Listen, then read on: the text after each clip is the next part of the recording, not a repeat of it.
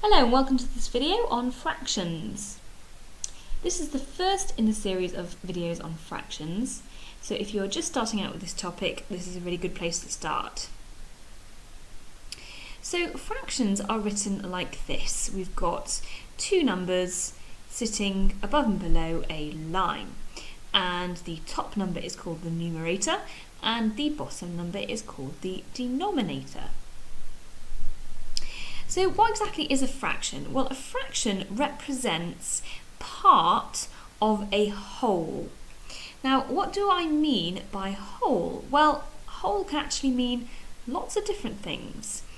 It generally means 1 in terms of a number, so numerically it's 1, but you can actually think about it as being a whole cake, or a whole class, a whole school, a whole bag of marbles, a whole pack of cards. So you can define the whole to be whatever you want in theory, but just remember that numerically it means 1.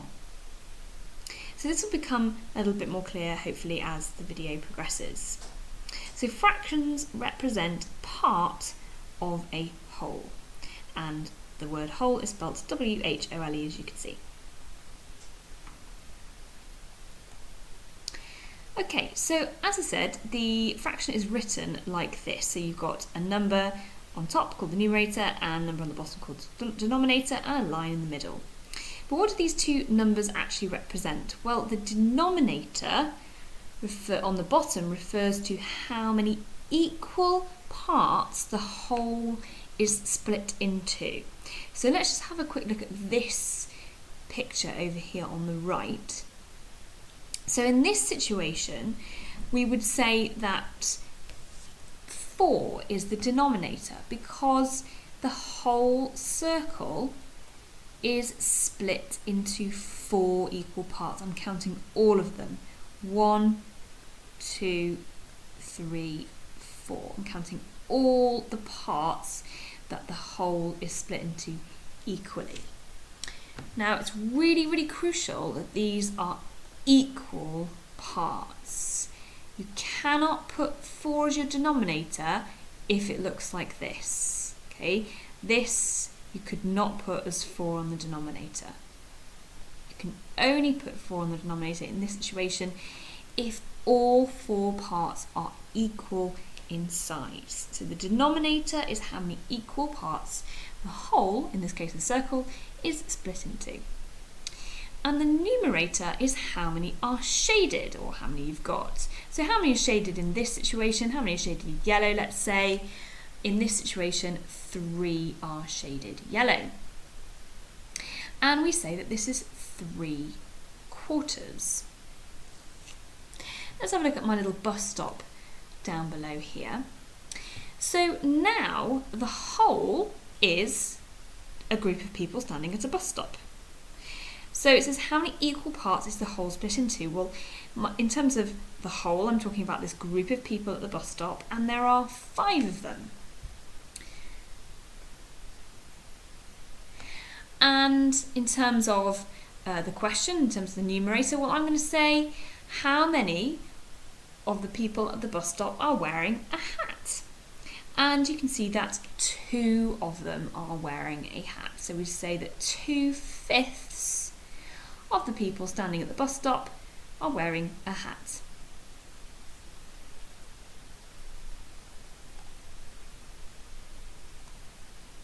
Okay, let's look at some examples. This one says, what fraction is shaded blue? So we know that a fraction has a line and then a number on the top and bottom. Now the denominator refers to how many equal parts the whole has been split into. So in this case, the whole is just a rectangle, and it's been split into 3 equal parts. So 3 goes on the denominator. And in this case, the question asks me what fraction is shaded blue, and only one of those sections is shaded blue. So we say that that is 1/3. 1/3 is shaded blue. Thinking about actually how many squares are not shaded blue, well, hopefully you can see that there are 2 that are not shaded blue. So we can actually write a little sum here. We can say that 1/3 plus 2/3 equals the whole, in this case 1, or 1 rectangle. So 1/3 plus 2/3 is equal to 1 whole.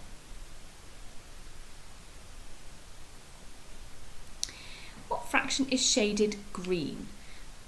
Okay, let's set up our fractions. So we've got a denominator and a numerator, and the denominator, remember, refers to how many equal parts the whole is split into. So in this case, the whole is a circle.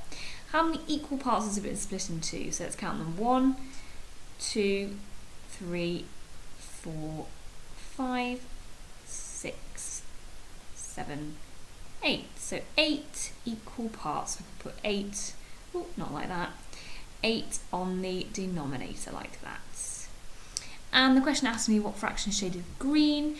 Well, I can count them. 1, 2, 3, 4, 5. 5 are shaded in green. So we say that 5/8 of that whole circle is shaded green. And think about how many are not shaded green that make up the whole. We can write it as a little sum like this. How many are shaded white that we would have to add to the 5/8 to make up our whole cake? 3. 3/8.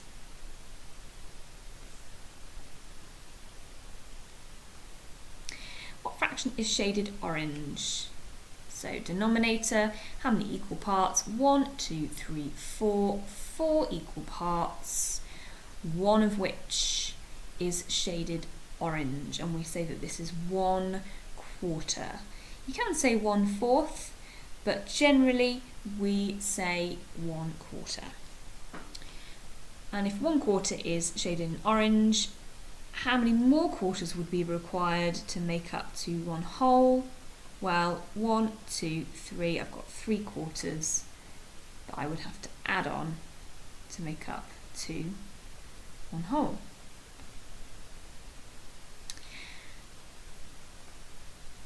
What fraction is shaded yellow? Okay, here I've got a whole shape. It's not a regular shape like we've seen up to now, but that's okay.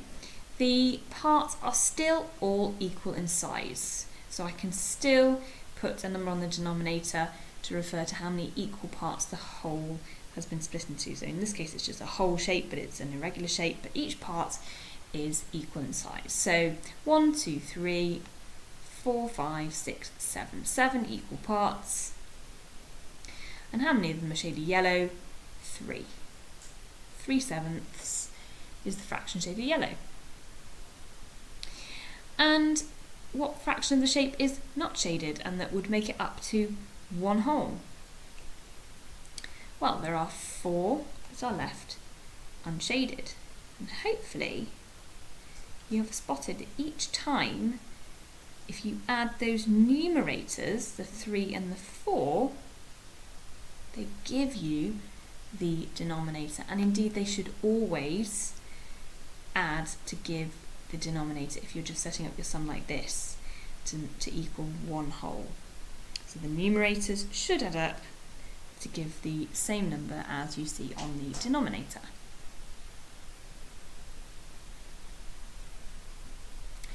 Okay, so in this case we've not got a shape, but we've got a whole class, so the class is now the whole. So it says what fraction of the class are in the blue team? So I need to set up a fraction, and in this case the whole is defined as the class, so I'm going to count how many pupils are in the class. 1, 2, 3, 4, 5, 6, 7, 8, 9, 10, and there are 10 underneath it, which means the whole class is 20. There are 20 pupils in the class. And how many of them are in the blue team? 1, 2, 3, 4, 5, 6, 7. 7 are in the blue team, so we say that 7/20 of the class are in the blue team. How many are not in the blue team? Well, that would be everybody else, and you can think about this as how many are not in the blue team, how many are left over. Well, remember we said that whatever number goes here must add to this to give the denominator. So I know that I have to add 13 to 7 to give 20. And you can always check that by counting the pupils who are not blue. So that one, red, green and yellow. And you would find that there are 13 of them. So together the pupils in the blue team, which are 7/20ths, plus all of the pupils who are not blue, add to give the whole class. So whole meaning one, but in this case it's defined by a class rather than a shape. Okay, write these as fractions. 2/10. So 2/10, you put your 2 on the top and your denominator is 10. 2/10 is written like that. 3/4. 3 on the top, 4 on the bottom. You can say 3/4, but generally we say 3/4. C, 4/7. 4 goes on top. 7ths or 7 goes on the denominator. 4/7. D, 3/8. 3 goes on the top. 8 goes on the bottom. 3/8. And finally, 21/100.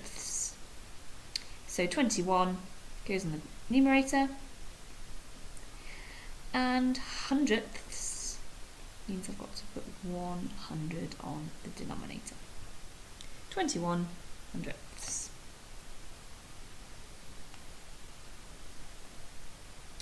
Okay, here are a few questions for you to have a go at yourself. So pause the video now, have a go at these on a bit of paper.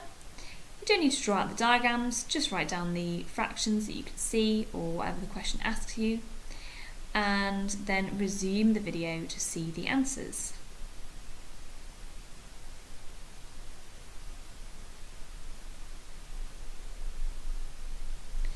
Okay, and here are the answers.